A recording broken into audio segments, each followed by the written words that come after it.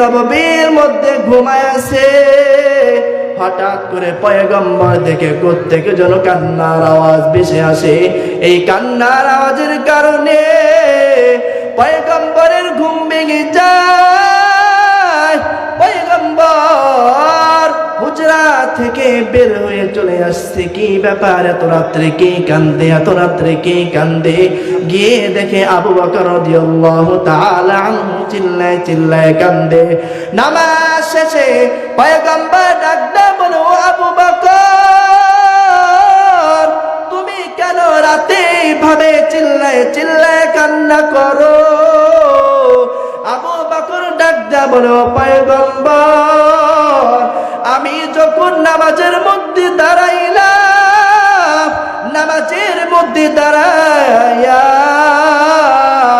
আমার মনে পড়ে যায়, পয়গম্বর আপনি জানেন আমি একজন ব্যবসায়ী ছিলাম, আমি ব্যবসা করতে গিয়া একজন ব্যক্তি আমার কাছ থেকে কাপড় ক্রয় করেছিল। কিন্তু কিছুদিন পরে ওই ব্যক্তি আসিয়া আবার কাপড়গুলাকে ফেরত দিয়ে গেছে। ও পয়গম্বর নামাজের মধ্যে আমার মনে পড়ে গেল কিয়ামতের ময়দান কায়েম হয়ে গেছে।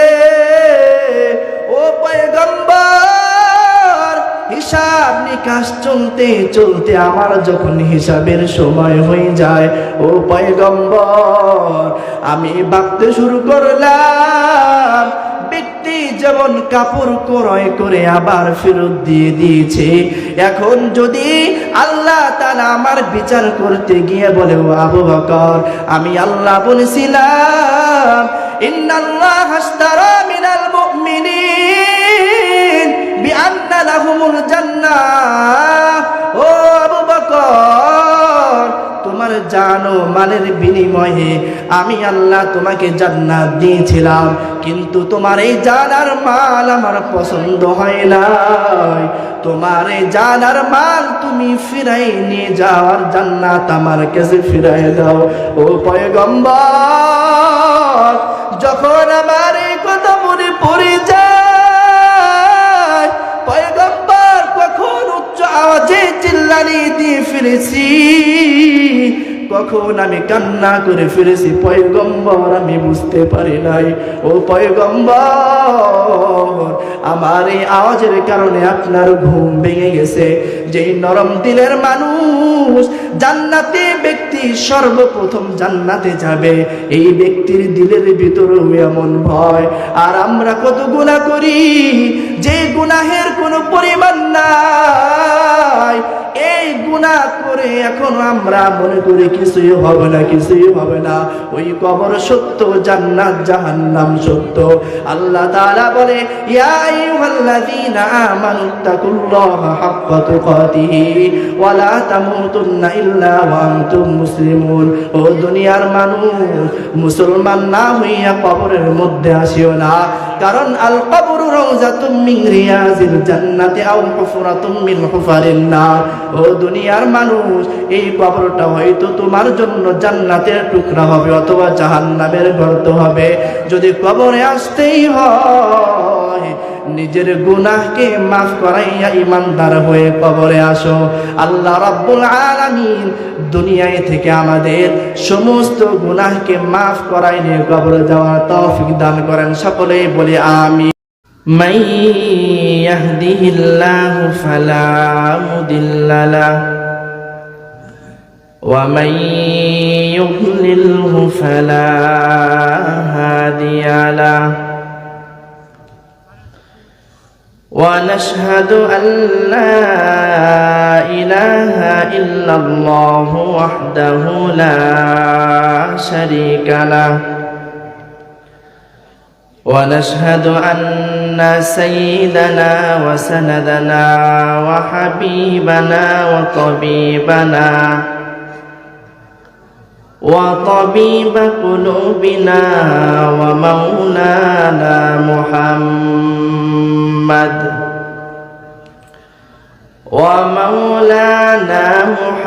محمدا عبده ورسوله الذي أرسله الله تعالى بالحق بشيرا ونذيرا وداعيا إلى الله بإذنه وسراجا منيرا.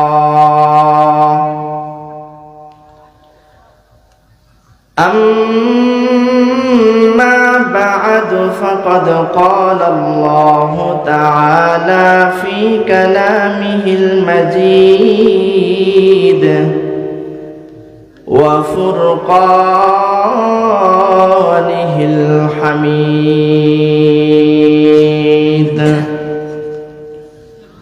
أعوذ بالله من الشيطان الرجيم. بسم الله الرحمن الرحيم.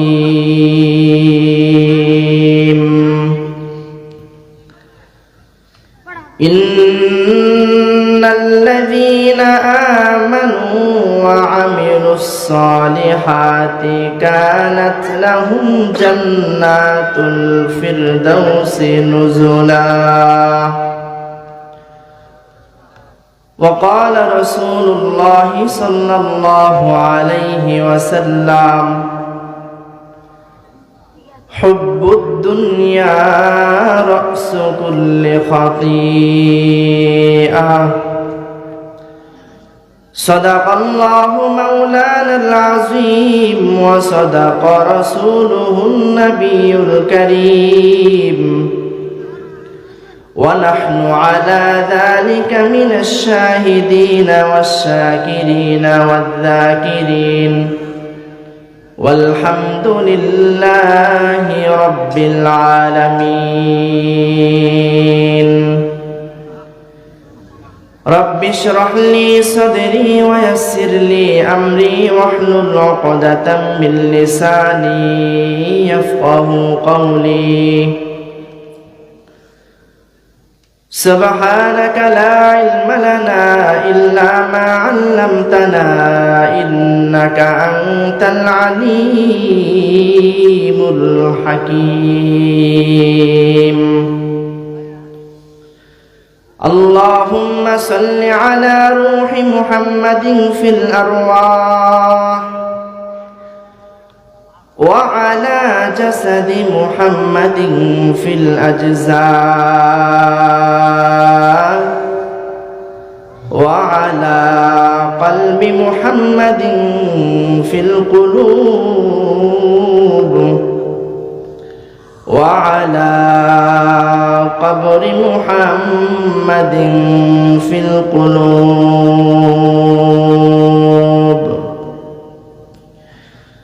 सूरज ने दिया अपने शुआओं का पैगाम, सूरज ने दिया अपनी शुआओं का पैगाम। दुनिया है अजब चीज, को भी सुबह को भी शाम।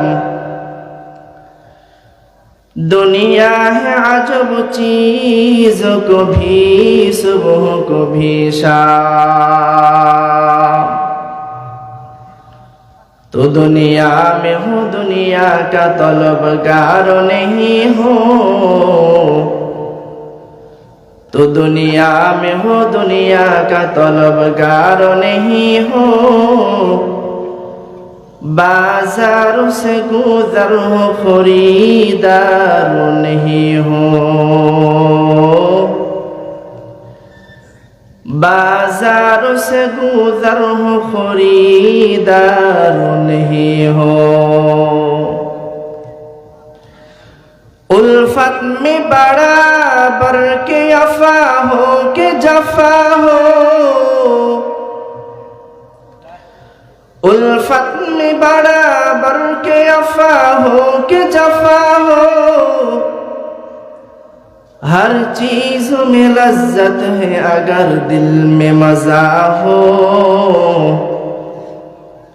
हर चीज में लज्जत है अगर दिल में मजा हो ला इलाहा ইল্লাল্লাহ। সকলে মহব্বতের সাথে আমরা সামনের দিকে একটু আগায় আসি। লা ইলাহা ইল্লাল্লাহ লা ইলাহা ইল্লাল্লাহ।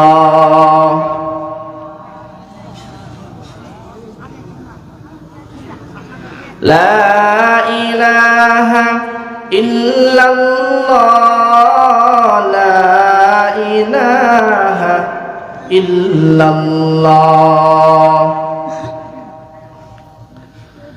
লা ইলাহা ইল্লাল্লাহ মুহাম্মাদুর রাসূলুল্লাহ সাল্লাল্লাহু আলাইহি ওয়াসাল্লাম। আলহামদুলিল্লাহ, তালিমুল কোরআন আদর্শ মহিলা মাদ্রাসা, পশ্চিম ঢাকির কান্দা সাতিয়ানতলা, ময়মনসিংহ সদরের উদ্যোগে আয়োজিত অষ্টম বার্ষিক ওয়াজ মাহফিল। আজকের এই মাহফিলের সম্মানিত সভাপতি সাহেব উস্তাজুল আসাতিজা হযরতুল আল্লামা মাওলানা ইমদাদুল হক সাহেব দামাত বারাকাতুহুম সহ আমার পূর্বে যারা বয়ান করেছেন, আপনাদের সামনে গুরুত্বপূর্ণ তাকরীর পেশ করেছেন, তারা সহ মঞ্চে উপবিষ্ট ওলামায়ে কেরাম, আমার সামনে অবস্থানরত দ্বীন প্রিয়, ইসলাম প্রিয়, আল্লাহ রাব্বুল আলামিনের প্রিয় বান্দারা, পর্দার অন্তরালে অবস্থানরত শ্রদ্ধেয়া মা ও বোনেরা, সকলের প্রতি আমার আন্তরিক শুভেচ্ছা ও মুবারকবাদ। সেই সাথে সর্বোপরি শুকরিয়া আদায় করছি ওই মহান রব্বুল আলামিনের, যে রব্বে কারীম আমাদেরকে এই ফিতনা ফাসাদের জামানায় এমন একটা সময় আমরা এসে পৌঁছেছি, যে সময় ঈমান নিয়ে বেঁচে থাকা বড় কঠিন, ঠিক কিনা? আওয়াজ হলো না? সবার মনে হয় ঈমান পরিপূর্ণ পাকাপোক্ত আছে। হাদিসের মধ্যে পাওয়া যায় এমন একটা সময় আসবে, মানুষ সকালে ইমানদার হয়ে ঘর থেকে বের হবে আর সন্ধ্যায় বেঈমান কাফের হয়ে ঘরে ঢুকবে। বলেন নাউজুবিল্লাহ।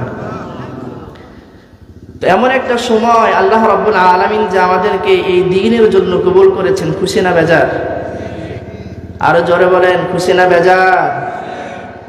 সকলে ওই মালিকের দরবারে একবার শুকরিয়া আদায় করি, সকলে জোরে সরে বলে আলহামদুলিল্লাহ। লক্ষ কোটি দুরূদ ও সালাম মানবতার মুক্তির দিশারি সাইয়্যিদুল মুরসালিন, সাইয়্যিদুস সাকালাইন, খাতামুন নবিয়্যিন, নবী মাশার সাকি কাউসার, হাবিব আকরাম, মদিনাহ কা তাজদার, ইমামুল আম্বিয়া, জনাবে মুহাম্মদুর রাসূলুল্লাহ সাল্লাল্লাহু আলাইহি ওয়াসাল্লাম।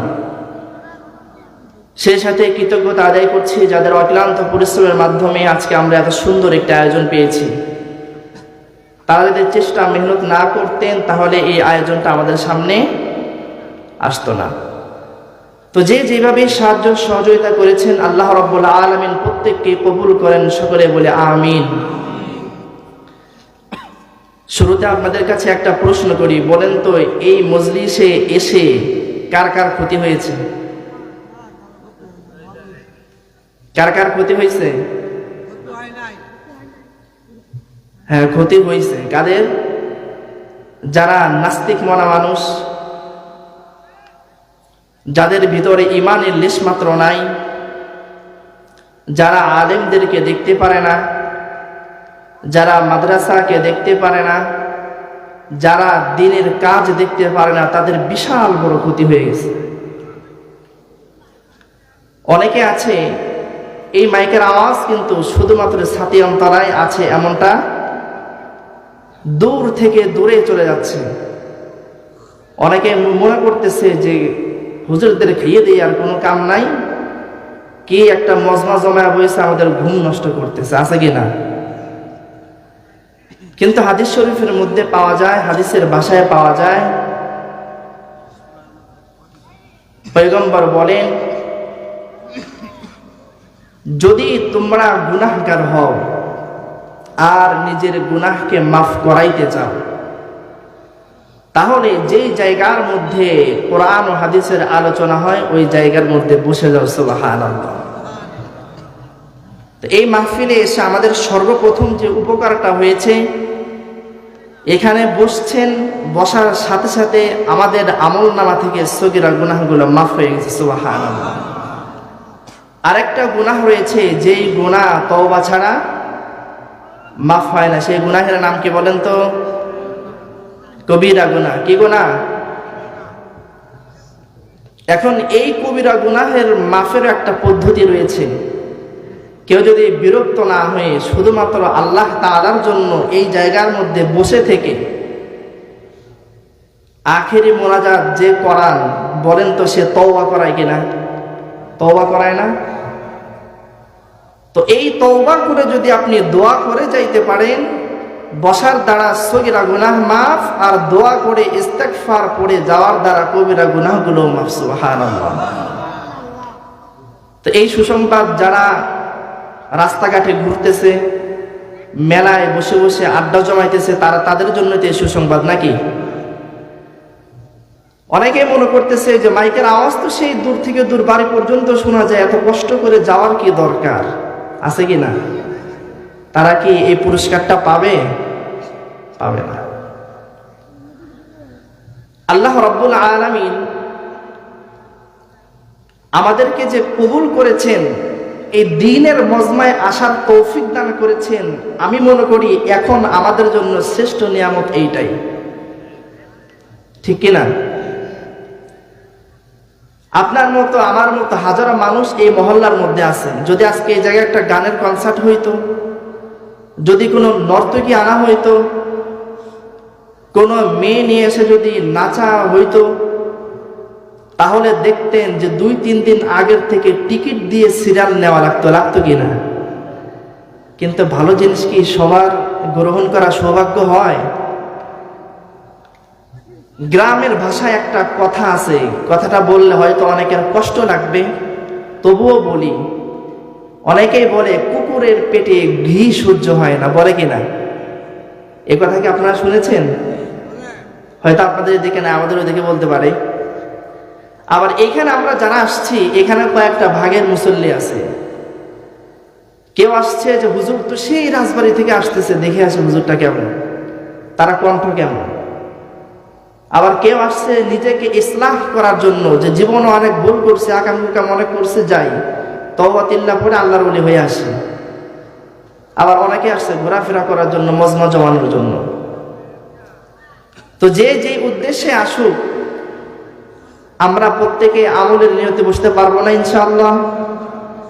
আল্লাহ রাব্বুল আলামিন আমাদের এই জায়গা থেকে পূর্ণ হাত ভরাই নিয়ে যাওয়ার তৌফিক দান করেন। সকলে বলে আমিন। আসলে রাত অনেক হয়ে গেছে, আপনারা অনেক বিরক্ত, অনেক কষ্ট হচ্ছে অনেকের। তো এরপরেও দূরের থেকে আসছি আপনাদের খেদমতে। আমি আপনাদের একটা খেদমত করব, আপনারা আমাকে একটা খেদমত করবেন, পারবেন না? আমি ওয়াজ দিয়ে খেদমত করব আর আপনারা আওয়াজ দিয়ে খেদমত করবেন, পারবেন ইনশাআল্লাহ? যেখানে হা বলার হা বলবেন, না বলার না বলবেন। আমি ভুল কইলে আমার গলা চাপে ধরবেন, পারবেন না ইনশাআল্লাহ? আল্লাহ তাআলা আমাদের প্রত্যেককে কবুল করেন। সকলে বলে আমিন। আল্লাহ রাব্বুল আলামিন বলেন, ইন্নাল্লাযীনা আমানু ওয়া আমিলুস সালিহাত। ও দুনিয়ার মানুষ, ইন্নাল্লাযীনা আমানু, বান্দারে আমি আল্লাহ তাআলা তোমাদেরকে সৃষ্টি করেছি, সৃষ্টি করে সমস্ত মানুষের মতো দুনিয়ার মধ্যে ছেড়ে দিয়েছি। বান্দারে আমি আল্লাহ তোমাদেরকে যখন সৃষ্টি করলাম, সৃষ্টির পরে আমি আল্লাহ জান্নাতের মধ্যেই রেখেছিলাম। বান্দারে আমি আল্লাহ চাইলে তোমাদেরকে জান্নাতের মধ্যেই রাখতে পারতাম, কিন্তু বান্দা আমি আল্লাহ তাআলা তোমাদেরকে দুনিয়ার মধ্যে পাঠাইছি, কারণ হচ্ছে কোনো কাজ ছাড়া কোনো কাজের পুরস্কার পাওয়া যায় না। যায়? আমি যদি এই জায়গার মধ্যে যদি না আসতাম, আপনারা কি আমাকে ভালোবাসা দিতেন? কোন শ্রমিক যদি আপনার কাজ না করে আপনি কি তাকে পুরস্কার দেন, তার বিনিময় দেন? আর শুধু শুধু যদি কোনো জিনিস দেওয়া হয় সেই জিনিসের মূল্য থাকে না? থাকে না। আল্লাহ তাআলা বলে, বান্দা আমি আল্লাহ তোমাকে সৃষ্টি করেছি, বান্দা তোমাকে জান্নাতে দেওয়ার জন্য সৃষ্টি করেছি। জান্নাতের মধ্যে রেখেছিলাম, বান্দারে দুনিয়ায় পাঠাইছি জান্নাতে আসার জন্য। কারণ জান্নাতে যাওয়ার পথ রয়েছে, জান্নাতে যাওয়ার চাবি রয়েছে। ও বান্দা, এই জান্নাতের চাবি যদি তুমি নিতে চাও, বান্দা এই জান্নাত থেকে বের হয়ে তোমার ওই জান্নাতের চাবি আনতে হবে। অর্থাৎ বান্দা দুনিয়ার মধ্যে যাও, দুনিয়ার মধ্যে গিয়া নামাজটা আদায় করিয়া জান্নাতের চাবিটা ক্রয় করিয়া বান্দারে তুমি আবার কবরের মধ্যে আসো। দেখতে মাটির ঘর মনে হয়, বান্দারে যদি আমল আর নামাজ নিয়ে কবরে আসো, আমি আল্লাহ এই মাটির ঘরটা তোমার জন্য বালাখানা বানাই দেব। সুবহানাল্লাহ। মালিক ডাকতে বলো, বান্দা ইন্নাল্লাযীনা আমানু ওয়া আমিলুস সালিহাত, বান্দারে আমি আল্লাহ জান্নাতে যাওয়ার দুইটা পথ দিয়েছি। কয়টা? সবাই বলেন কয়টা? ইন্নাল্লাযীনা আমানু, বান্দারে এক নাম্বার হচ্ছে ঈমান আনা। এক নাম্বার কি? বান্দারে দুনিয়ার সব আমল করবা কিন্তু তোমার ঈমান নাই, এই সারা জীবনের আমল দিয়ে এক পয়সার কোনো দাম। বান্দার ঈমান আছে, সারা জীবন গুনাহ করেও যদি একটা নেকি কাজ করো, শাস্তি ভোগ করার পরে হইল আমি আল্লাহ তোমাকে জান্নাতের মধ্যে দিব। সুবহানাল্লাহ। এই জন্য এক নাম্বার পথ হচ্ছে আল্লাহ তাআলার উপরে ঈমান আনা। এক নাম্বার কি? সবাই বলেন। নাম্বার 2 ওয়া আমিলুস সালিহাত, বান্দারে 2 নাম্বার পথ আমলে সালিহাত, অর্থাৎ যে আমলের মধ্যে কোনো ধরনের রিয়া নাই, কোনো ধরনের গুনাহ নাই, পরিচ্ছন্ন আমল। এই 2টা কাজ যদি বান্দা করো, আমি আল্লাহ তাআলা তোমার জিম্মাদারি নিয়ে তোমাকে জান্নাতের মধ্যে পৌঁছায়া দিব। সুবহানাল্লাহ। ইন্নাল্লাযীনা আমানু ওয়া আমিলুস সালিহাতি কানাত লাহুম জান্নাতুল ফিরদাউসি নুজুলা, বান্দারে যে ব্যক্তি ঈমান আনবে আর আমলে সালেহ করবে, এমন আমল অর্থাৎ এমন নামাজ, যে নামাজটা নামাজি হওয়ার জন্য না। এটা আবার কেমন কথা হুজুর? নামাজ পড়ে তো নামাজি হওয়ার জন্য, যেন মানুষ দেখে দেখে নামাজি বলে। এই আমলের কোনো দাম আছে? আমি হজে যাই, মানুষ আমাকে আলহাজ বলবে, আলহাজ কলিমুল্লাহ সলিমুল্লাহ। আমি দান করি, মানুষ আমাকে বড় দানবীর বলবে। আমি সমাজের মানুষের সেবা করি, মানুষ আমাকে সমাজ সেবক বলবে। আমি মানুষের উপকারে আসি, মানুষ আমাকে উপকারী বলবে। এই কাজের জন্য নাকি প্রত্যেকটা কাজের একমাত্র উদ্দেশ্য কে হবে? কারণ আল্লাহ তাআলা বলে, বান্দা ইন্নাল্লাহা আশতারা মিনাল মুমিনিন, এ বান্দা আমি মুমিনের কাছ থেকে ক্রয় করে নিয়েছি। কি ক্রয় করে নিয়েছি? ইন্নাল্লাহা আশতারা মিনাল মুমিনিনা আনফুসাহুম ওয়া আমওয়ালাহুম, তার জান এবং তার যে মাল রয়েছে, এই জান কার? আমার। আপনার জান কি আপনার? যদি আপনার হয়েই থাকে তো মারা যান কেন? আপনার মাল যদি আপনার হয়েই থাকে, হাতে আটকায় রাখতে পারেন না কেন? প্রশ্ন আসে না? আল্লাহ বলে, বান্দারে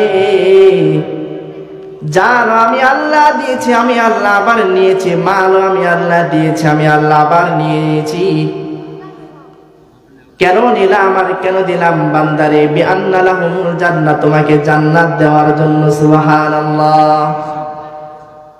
এখন প্রশ্ন হয়, যদি আল্লাহ জান আর মালই দিতে আমার কাছে কি জন্য পড়ে রয়েছে? এটা আল্লাহর কাছে থাকার কথা।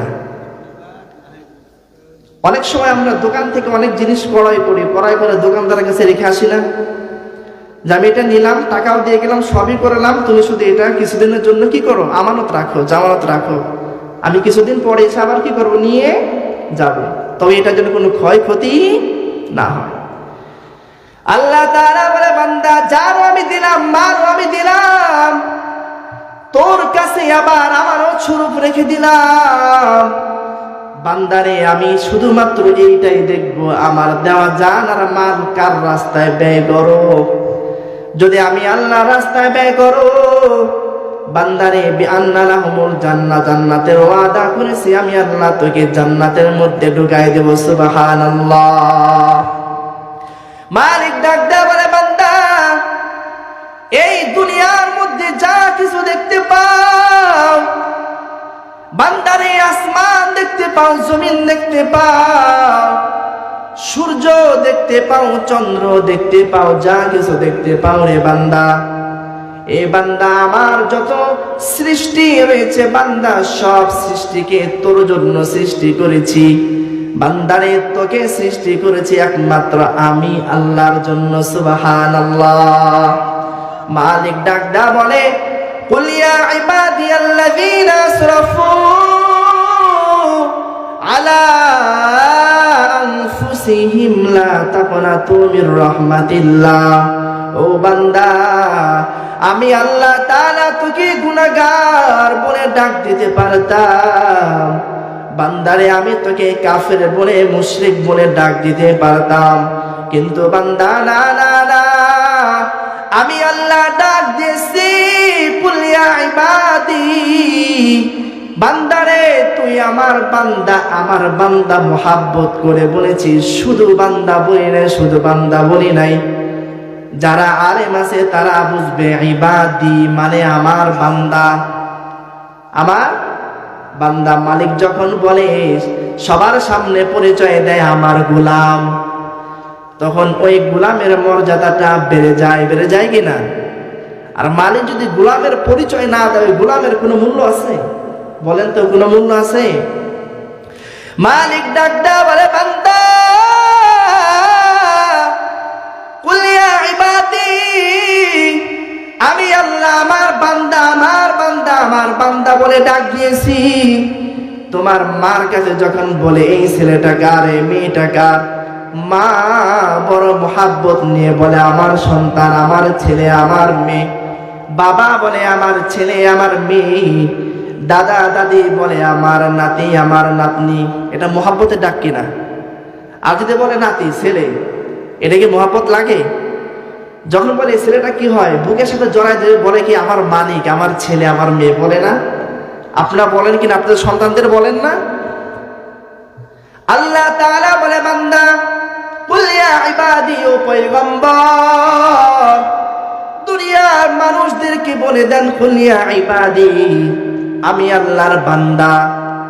ও বান্দা, আমি বান্দা বলে ডাক দিয়ে সম্বোধন করে বলি, বান্দারে কুল ইয়া ইবাদিয়াল্লাযীনা আসরাফু আলা আনফুসিহিম লা তাকনাতু মির রাহমাতিল্লাহ। বান্দারে তুমি পৃথিবীর সমস্ত গুনাহ করেছো, সব গুনাহ করে যদি সে বলো আল্লাহ তুমি তো বলেছো লা তাকনাতু মির রাহমাতিল্লাহ, ও আল্লাহ তুমি তো বলেছো আমার রহমত থেকে নিরাশ হইও না, নিরাশ হইও না।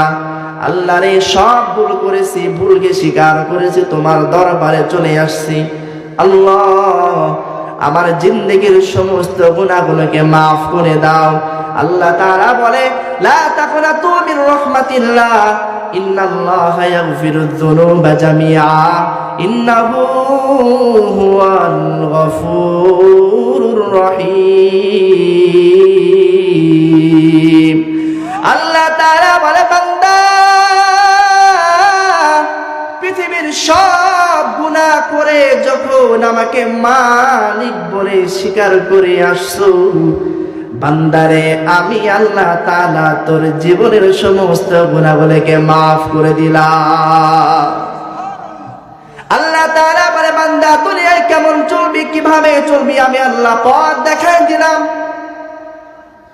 আল্লাহ তাআলা ডাক দেয়া বলে, বান্দা যদি আমি আল্লাহকে ভালোবাসতে চাও, আমি আল্লাহকে মহাব্বত করতে চাও, বান্দারে আমি আল্লাহ তাআলা তোর জন্য পথ নিয়ে দিলাম, আমাকে ভালোবাসার রাস্তা দিয়ে দিলাম।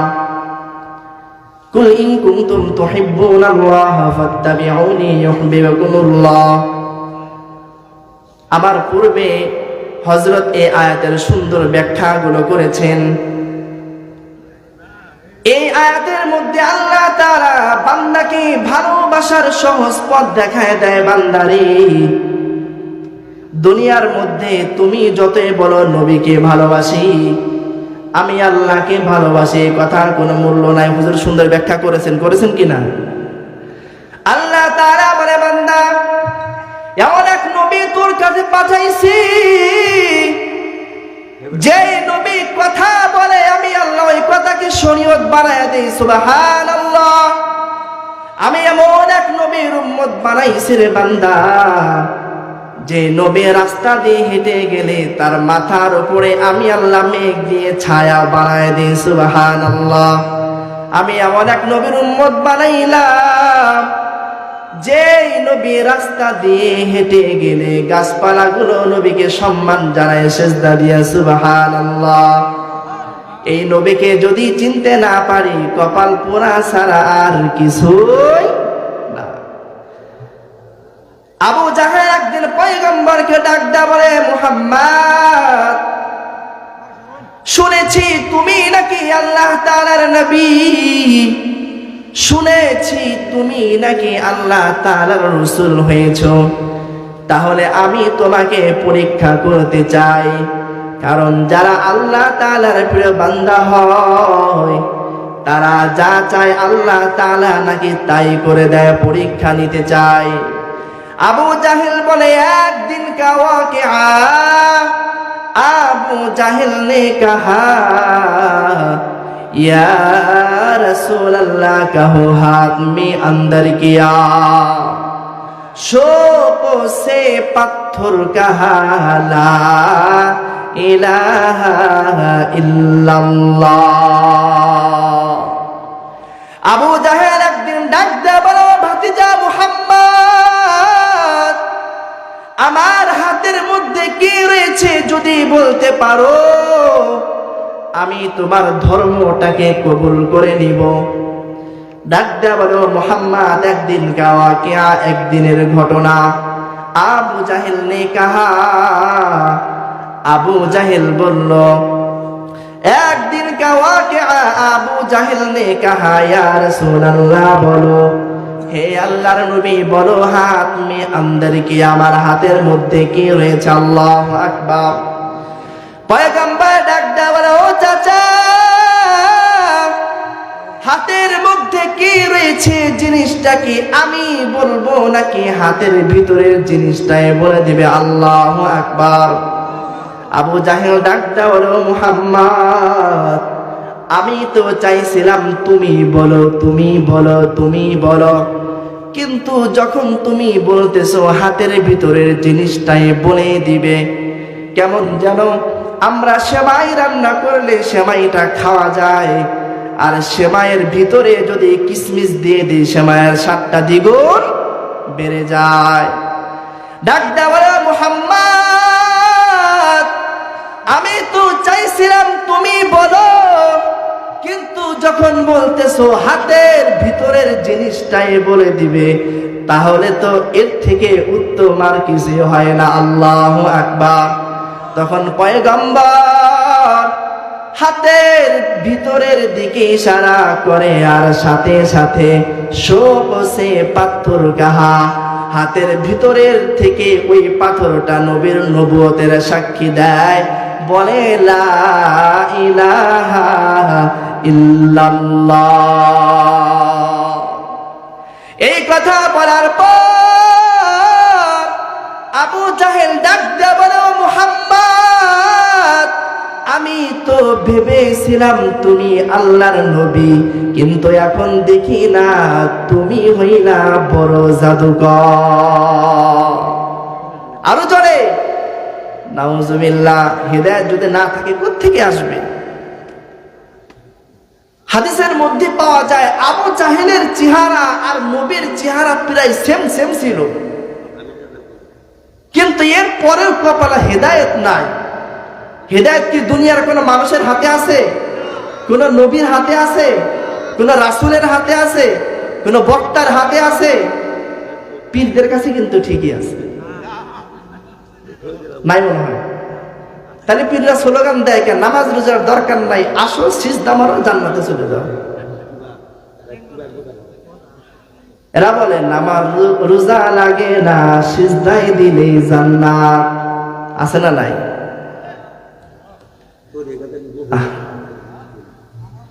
আল্লাহ তাআলা যেখানে বলে দিয়েছেন আকিমুস সালাহ,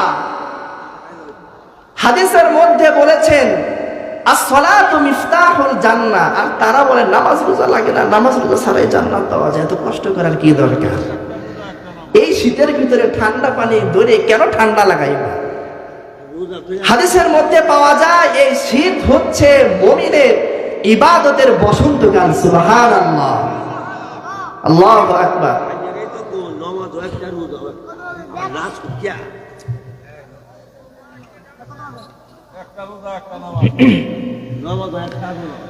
বর্তমান যুগে কিছু ভণ্ড পীর রয়েছে যাদের কাজই একটা মানুষের ঈমানকে ধ্বংস করে মানুষের কাছ থেকে মোটা অঙ্কের টাকা নিয়ে নেওয়া, ঠিক কিনা? তারা মাজারের মধ্যে লাল কাপড় লাগায়, মাজারের সামনে বিভিন্ন জায়গায় দেখছি একটা লাল কাপড় দিয়ে মোড়ায় থুয়ে দেয়, টাকা দাও জান্নাতে যাও। কষ্ট করার কোনো প্রয়োজন নাই। বলেন যে ব্যক্তি নামাজ পড়ায় সে কি পীর না ভণ্ড? শয়তানও এর কাছে মুরিদ, কথা কয় না? এর কাছে কে মুরিদ?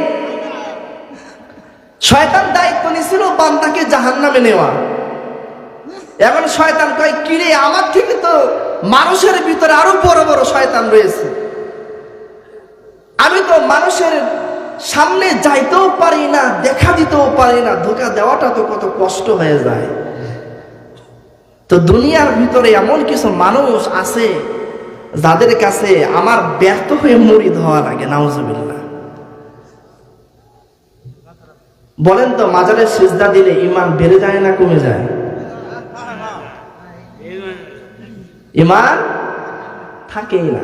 এরা যুক্তি দেয়, আল্লাহ তাআলা আদমকে সৃষ্টি করে আদমকে সিজদা দেওয়াইছে, মানে আদমও মানুষ, এই পীররাও মানুষ, এই ওলিরাও মানুষ, সুতরাং আদমকে সিজদা দেওয়া যেমন জায়েজ, এই মানুষকে সিজদা দেওয়া জায়েজ। আরো জোরে বলেন না নাউজুবিল্লাহ। পীর হওয়ার কয়েকটা শর্ত রয়েছে। এক নাম্বার শর্ত, তার থেকে কোনো ফরজ ইবাদত বাদ যাইতে পারবে, সুন্নাত বাদ যাইতে মনে পারবে। ওয়াজিব ছেড়ে দিলেও সমস্যা নাই, নফলের ধারে যাওয়ার কোনো দরকার। আস্তাগফিরুল্লাহ। পীর হওয়ার জন্য শর্ত হচ্ছে তার থেকে মুবাহ যেই কাজ রয়েছে এটাও তার থেকে ছুটতে পারবে না, মুস্তাহাব আমলও ছুটতে পারবে না। আর এরা এমন পীর হয়েছে বছরকে বছর গোসল করে না, আবার নাম দেয় ল্যাংটা পীর। নাউজুবিল্লাহ। আছে না নাই? শিকল বাবা, কেল্লা বাবা, চেল্লা বাবা, সাপ বাবা, ফুকা বাবা, কত ধরনের বাবা আছে। আল্লাহ আমাদের হেফাজত করেন, সকালে বলে আমিন। এই মুমিনের ঈমানকে ধ্বংস করার জন্য কত ভাবে যে নেমেছে ইহুদি মুশরিকরা। স্বাভাবিকভাবে চিন্তা করেন, এক সময় আমরা যারা আরো 20 থেকে 30 বছর আগের মানুষ রয়েছেন, আপনারা কি এই মোবাইলে কোনো নর্তকীর ভিডিও দেখতেন, নাকি মাসকে মাস সাধনা করে এই মাঠের এই যে ধান টান বিক্রি করে সেই দূরের বাজারে হলে গিয়ে ছবি দেখতেন কিনা? বর্তমানে যাওয়া লাগে। এদের এমন চক্রান্ত, যখন দেখে কিরে এই মুসলমানরা তো যারা একমাত্র টাকাওয়ালা তারাই শুধুমাত্র এই হলের মধ্যে আসে, ছবি দেখে, কিন্তু যারা গরিব আছে এরা তো আসে না, কি করা যায়? রিসার্চ করে করে তারা টিভি আবিষ্কার করলো। প্রত্যেকের বাড়িতে বাড়িতে টিভি ঢুকাইছে। শুরুতে বিটিভি, সাদা কালো, মজা নাই, কেউ দেখে কেউ দেখে না। দিয়ে দিল রঙিন টিভি, সেখানে এই চ্যানেল ভালো লাগে না, টিপ দিবেন, আরেক চ্যানেলে নিয়ে যাবে, বের হয়েছে কিনা। এরপরেও মানুষের ঈমান নষ্ট করতে পারে না। এখন এমন আবিষ্কার করেছে, আলেম নাই আর গায়রে আলেম নাই, প্রত্যেকের পকেটে পকেটে হাতে হাতে এক একটা সিনেমা, ঠিক কিনা। এই যে বর্তমান যে একটা পরিস্থিতি চলতেছে, বাউল নামের ফাউল গুলা আমার আল্লাহকে নিয়ে গালি দিয়েছে কিনা। আবার এদের পক্ষ নিয়ে আমি বলবো, যারা তাদের পক্ষ নিয়েছে তাদের ঈমান নাই, নতুন করে আবার কালেমা পড়া দরকার, ঠিক কিনা। যে ব্যক্তি আমার আল্লাহর শানে গালি দেয় তার ঈমান থাকতে পারে? আওয়াজ হইল না, আরো জোরে বলে। যারা আল্লাহ তাআলাকে নিয়ে গালি দেয় তাদের ঈমান কি আছে না গেছে? যারা তার পক্ষ নিয়েছে তাদের আছে না গেছে? চুরি করা আর চোরের সহযোগিতা করা, দুইটার মধ্যে পার্থক্য আছে না কি? যে ব্যক্তি ডাকাতি করে আর যে ডাকাতি করার রাস্তা করে দেয়, উভয়ের শাস্তি একই কিনা? তাহলে যে আল্লাহকে নিয়ে গালি দিয়েছে, কয় আল্লাহর আগাও নাই, এরপরের কথাটা বলতে গেলে নিজের কাছে লজ্জা লাগে, কিভাবে মুখে উচ্চারণ করে। এরা এমন এক শব্দ তাদের সংবিধানের মধ্যে রয়েছে, তোমরা যদি নিজের রোগ মুক্তি করাইতে চাও তাহলে রস পান করো। বলেন নাউজুবিল্লাহ। এখন রস কি? আমাদের যারা মেয়ে আছে, এই মেয়েদের প্রথম যেই মাসের রক্ত আসে, এই প্রথম রক্তকে বলা হয় রস। আর তাদের সংবিধানে রয়েছে, কেউ যদি এই রক্ত পান করে তার শরীর থেকে সমস্ত রোগ বিদায় নেয়। নাউজুবিল্লাহ। রক্ত পান করা তো জায়েজ, আর ওইটা তো পান করা আরো জায়েজ, কথা কয় না।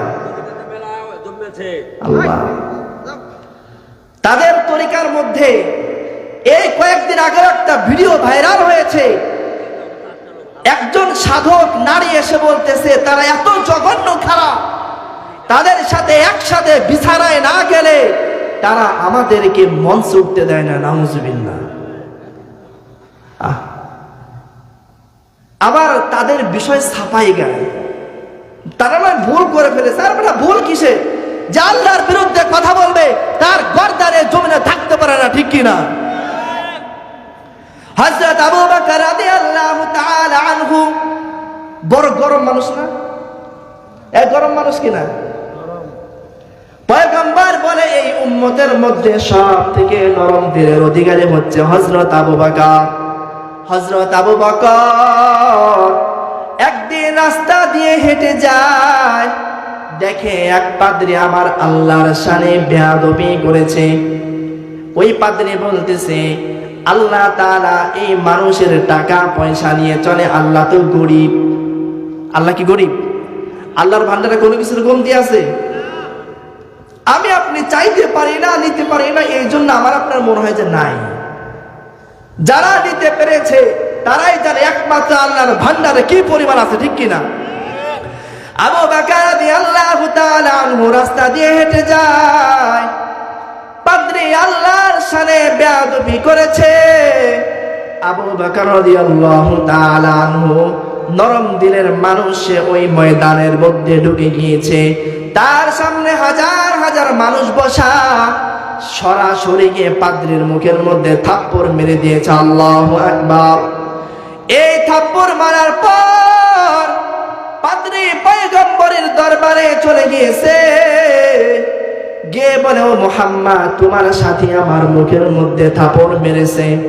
পয়গম্বর বলে, তার নাম কি? কয় আবু বকর।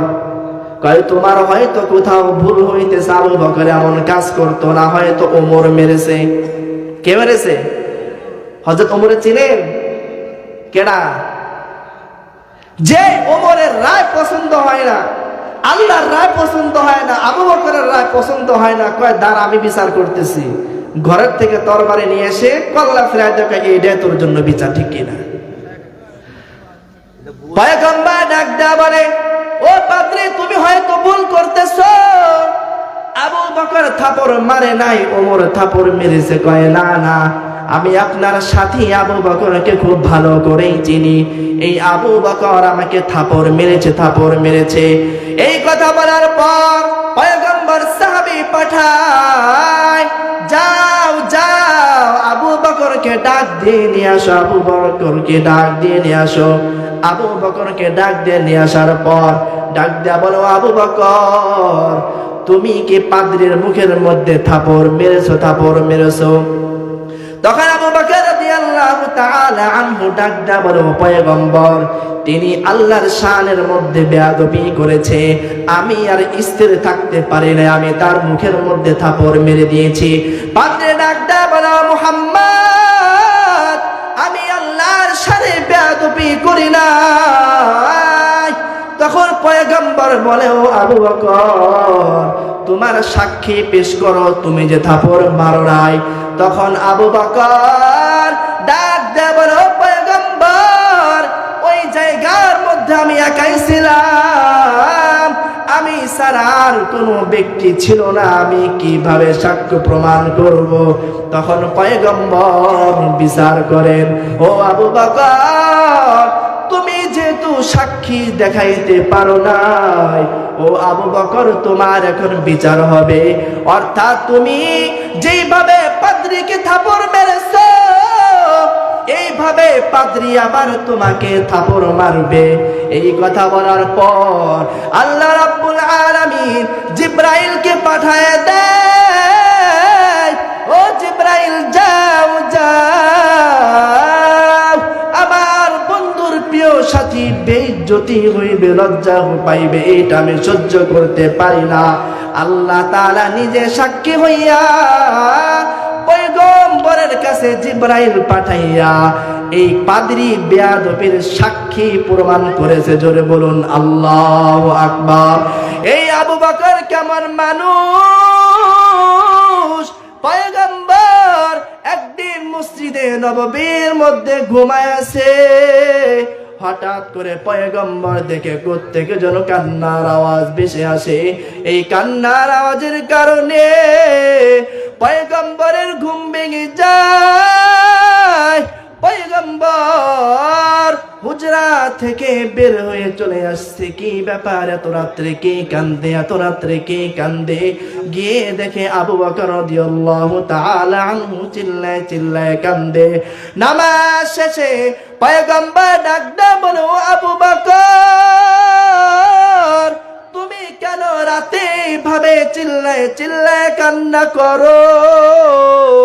আবু বকর ডাকদা বলো, পয়গম্বর আমি যখন নামাজের মধ্যে দাঁড়াইয়া আমার মনে পড়ে যায়, পয়গম্বর আপনি জানেন আমি একজন ব্যবসায়ী ছিলাম। আমি ব্যবসা করতে গিয়া একজন ব্যক্তি আমার কাছ থেকে কাপড় ক্রয় করেছিল, কিন্তু কিছুদিন পরে ওই ব্যক্তি আসিয়া আবার কাপড়গুলাকে ফেরত দিয়ে গেছে। ও পয়গম্বর নামাজের মধ্যে আমার মনে পড়ে গেল কিয়ামতের ময়দান কায়েম হয়ে গেছে। ও পয়গম্বর হিসাব নিকাশ চলতে আমার যখন হিসাবের সময় হয়ে যায়, ও পয়গম্বর আমি ভাবতে শুরু করলাম ব্যক্তি যেমন কাপড় ক্রয় করে আবার ফেরত দিয়ে দিয়েছে, এখন যদি আল্লাহ তাআলা আমার বিচার করতে গিয়ে বলে, ও আবু বকর আমি আল্লাহ বলেছিলাম ইন্নাল্লাহা আশতারা মিনাল মুমিনিন বিআন্না লাহুমুল জান্নাহ। ও আবু বকর তোমার জান ও মালের বিনিময়ে আমি আল্লাহ তোমাকে জান্নাত দিয়েছিলাম, কিন্তু তোমার এই জান আর মাল আমার পছন্দ হয় নাই। তোমার এই জান আর মাল তুমি ফিরাই নিয়ে যাও, আর জান্নাত আমার কাছে ফিরাই দাও।